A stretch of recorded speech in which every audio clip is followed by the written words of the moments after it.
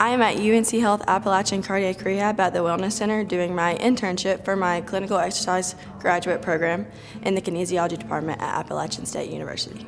So here during cardiac rehab is where patients come in, they do their exercise program. What we're trying to do is heal their heart after major heart surgery. As interns, what we do is we help with the check-in process, and then we help monitor them as they're on the floor. We work closely with the exercise physiologists who do the programming, and then you assist anything that the patients need, put on their telemetry, monitors, things like that.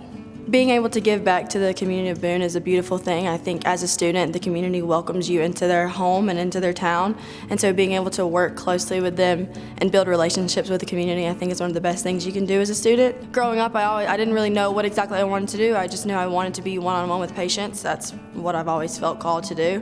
I didn't want to be behind a desk, and so I think coming to App State has only furthered my confidence that this is where I am supposed to be in life.